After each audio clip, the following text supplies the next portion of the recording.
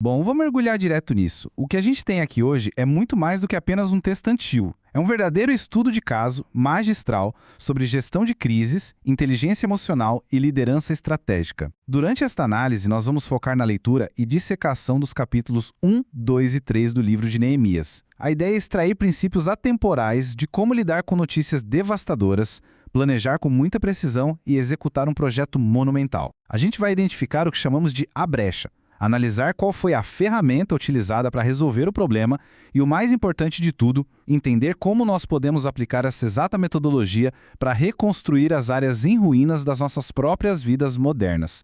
Para estruturar bem a nossa linha de raciocínio, vamos passar por 5 pontos fundamentais. Vamos identificar a grande brecha, falar sobre a preparação e prudência, entender a inspeção e estratégia, ver como rolou a ação coletiva e, claro, fechar com a aplicação prática nas nossas vidas. E tudo começa no capítulo 1, com o grande catalisador de toda essa história, a identificação da grande brecha.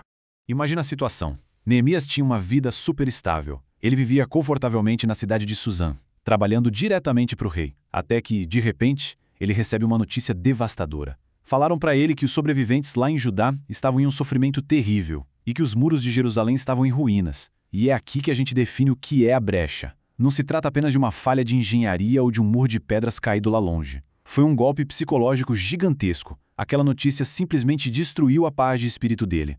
Qualquer crise significativa nas nossas vidas começa exatamente assim, não é? Com uma brecha inesperada que estilhaça a nossa normalidade e nos obriga a encarar uma realidade dolorosa que exige uma solução. E a reação dele a essa brecha é tão imediata quanto humana. Ele não sai correndo tomando decisões impulsivas. O texto diz: quando ouvi essas coisas, sentei-me e chorei. Passei dias lamentando-me, jejuando e orando ao Deus dos céus. Ele se permite sentir a dor. Mas o fascinante é a transição rápida que ele faz. Do desespero emocional absoluto, ele muda a chave para uma busca espiritual e mental extremamente focada. Ele passa dias jejuando e orando, confessa os erros e busca clareza antes de dar qualquer passo precipitado. E essa clareza nos leva direto ao capítulo 2, onde a gente conhece a fase de incubação e o que vamos chamar de a ferramenta. Depois daquele choque inicial da brecha, o sucesso depende inteiramente das ferramentas que a gente decide usar. E se a gente olhar para a linha do tempo histórica, acontece um negócio incrível. Ele ouve a péssima notícia no mês de Kislev, mas ele só vai agir e falar com o rei Artaxerxes lá no mês de Nissan. Historicamente falando, isso dá um intervalo de mais ou menos 4 meses. É muito tempo para quem está angustiado. Isso mostra que a verdadeira preparação exige paciência. Durante todos esses meses de incubação, ele não ficou de braços cruzados. Ele estava orando, se preparando, analisando cenários e aguardando pacientemente a oportunidade e o momento perfeitos para entrar em ação.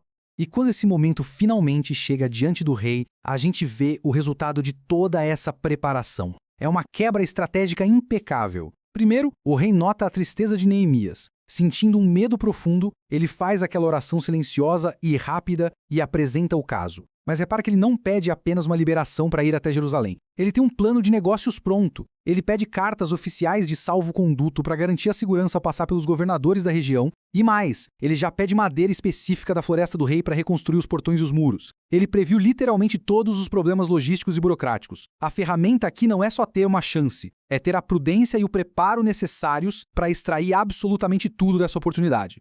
Com os recursos em mãos, avançamos para a chegada dele e o uso da estratégia oculta. Ele chega em Jerusalém com toda aquela escolta oficial, mas a forma como ele gerencia o início do projeto é uma aula de inteligência emocional. Ele não chega fazendo barulho ou gritando ordens. Ele aplica o que podemos chamar de sigilo estratégico. Ele passa 3 dias inteiros na cidade em total silêncio. Ele não conta a ninguém, nem para os aliados mais próximos, o que foi fazer lá. Em vez disso, ele sai no meio da noite montado em apenas um animal, inspecionando o tamanho do estrago nos muros sob a cobertura da escuridão. O ponto alto aqui é que ele protegeu a visão do projeto contra o pessimismo e as críticas prematuras até ter a dimensão exata do problema.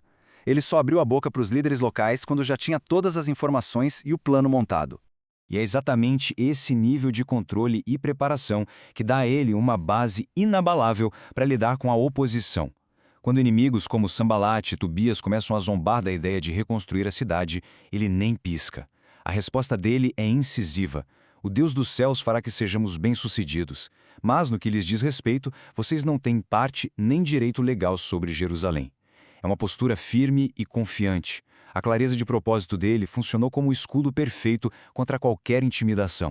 O que nos leva ao empolgante capítulo 3, onde a ferramenta entra na sua fase de execução através de uma massiva ação coletiva. É aqui que o planejamento sai do papel e vira suor e argamassa. O esforço exigiu uma delegação gigantesca. Se a gente olhar para a diversidade de pessoas trabalhando lado a lado, é impressionante. Tem o sumo sacerdote liderando pelo exemplo, tem grupos de ourives e até perfumistas, pessoas que não tinham a menor experiência com construção, pegando no pesado. E tem governadores de distritos junto com moradores comuns. Isso mostra que a escala da reconstrução era tão grande que era impossível consertar aquela brecha sozinho. Todo mundo precisou se envolver. Mas o verdadeiro golpe de genialidade na delegação foi a estratégia de alocação de tarefas. Ele fez com que os moradores reconstruíssem os trechos do muro que ficavam exatamente em frente às suas próprias casas. Pensa bem nisso. Isso gera um nível absurdo de comprometimento pessoal. Afinal, quem não vai dar o melhor de si e construir o muro mais forte possível quando é a própria família que vai dormir atrás dele, não é mesmo? Foi uma sacada psicológica perfeita para manter todo mundo focado, motivado e ignorando totalmente o barulho e as ameaças de quem estava do lado de fora. E então chegamos à grande questão: como pegar essa história milenar e aplicar no nosso dia a dia? Quando a gente olha para a brecha inicial e a ferramenta que se desenvolveu ao longo desses 3 capítulos, a ponte para a nossa realidade é direta. Aquela reconstrução física e monumental lá em Jerusalém serve como espelho histórico perfeito para a reconstrução metafórica dos nossos desafios de hoje. Pode ser uma carreira que desmoronou, um relacionamento em frangalhos ou um momento crítico de saúde. Independentemente da natureza da ruína, as táticas de gestão, inteligência emocional e resiliência aplicadas por Neemias são rigorosamente as mesmas de que nós precisamos. A gente pode adotar ativamente essa mesma abordagem em 3 passos. Primeiro, reconhecer a dor. Não fingir que o muro não caiu. Precisamos identificar claramente a brecha pessoal que está nos causando o sofrimento. Segundo passo, resistir à vontade louca de sair reagindo por impulso. É preciso dedicar um tempo à preparação, com paciência, reflexão e calcular bem os recursos que vamos precisar. E o terceiro passo, agir, mas de forma organizada. Delegar o que der para delegar e não ter medo de envolver uma rede de apoio na reconstrução. E isso nos deixa com uma reflexão final muito importante. A história já nos deu um roteiro super claro de como superar grandes crises. A questão não é se nós vamos enfrentar ou não períodos de ruínas nas nossas vidas, mas sim como a gente vai lidar com eles. Qual é a brecha vital que está precisando desesperadamente de uma reconstrução hoje? E, acima de tudo, será que estamos reservando aquele tempo necessário de incubação para afiar as ferramentas antes de ir para a ação? Fica aí essa pergunta para a gente analisar o estado dos nossos próprios muros.